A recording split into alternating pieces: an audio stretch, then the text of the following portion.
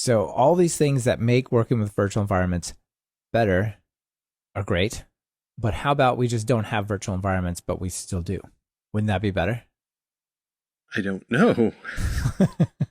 So let me tell you what I'm thinking.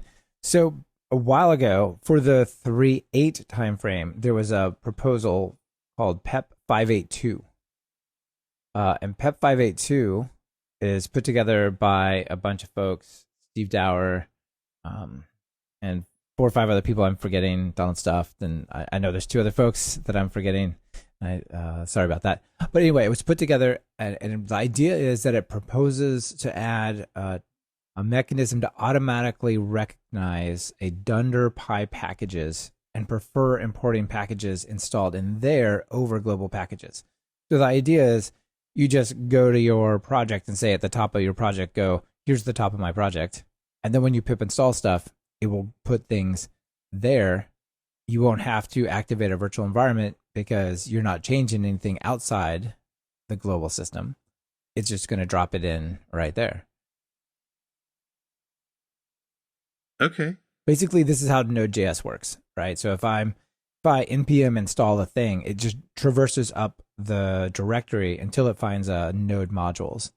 And it's kind of like that, right? So it says, if you have this folder here, we're going to automatically install stuff there, and then Python will automatically know to look there. So if you're anywhere in a subfolder without even activating the virtual environment and you type Python something to run a command, as long as you're in the folder structure, it's going to use that environment. Oh, that's Because, pretty cool. yeah, that's pretty cool, right? So the motivation, at least, is it's like every time someone's new to Python, they're like, well, I can't install this thing. It says access denied. You're like, permission denied. You're like, well, okay, let me talk to you about virtual environments and why you need them. And also to activate the environment on the different shells and the different platforms, like Windows versus POSIX, source versus not source, and bin versus scripts is different. And so that's kind of a pain. So the idea, also, every time you open up a new terminal or command prompt, you've got to reactivate it. Like I've all for all of these things, I have aliases that make this happen, right? Yeah. So the idea here is that you don't have to worry about any of that stuff. You just have to like init your Python project somehow. It doesn't. I don't remember seeing how that was supposed to happen. But once that Pi packages folder is there, it's like, well, that's the top of the project, and we're going to install there. And you presumably could have like a fallback one at the top of your user profile or Yeah. something along those lines. Yeah. So you have that. So that's for the packages. But what about? I mean, in virtual environments, you can also have local scripts that come along, entry points. Yeah. Do you know if it deals with that? I don't know. I don't know Okay. about it. It's possible. I didn't read like every word of it. Every word of it. So it's in draft mode, but I was a little confused because it says its version is Python 3.8. I'm like, well, 3.8 shipped. It should either be closed or or published. That seems weird. So I sent a message to Steve Dower just a moment ago on Twitter, and he said that Kushal Das, one of the folks proposing it, I think the primary guy, still working on it. The text itself hasn't been updated before 3.8's release, which is why the header is still a little bit out of date.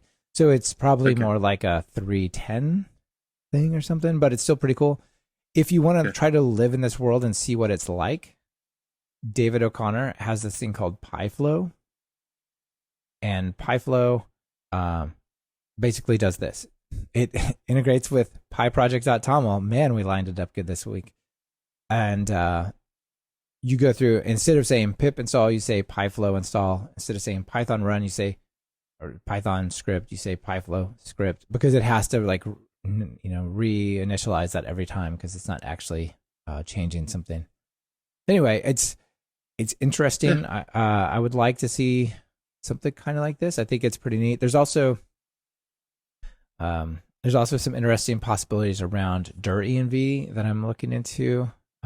Just talking to someone, Chris, who has got some cool ways to have dir env automatically activate virtual environments, which would be kind of cool as well. So there's a lot of stuff happening here. It still kind of blows my mind. There's so much action around something that feels like it's just I don't know, so plumbing and foundational.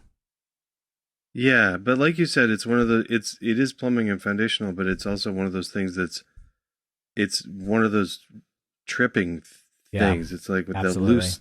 the loose stone on the sidewalk that trips up all the new people all the time. All So right, so far, what we've managed to do is we've managed to like spray paint a yellow line on both sides of it. You know, yeah, somebody needs to shave that bad boy down. But right now, at least it's like got a little marker on it. And I just want to yeah. say thanks to Louise Erbier on here. Sent that over and let me know about this whole project. So thank you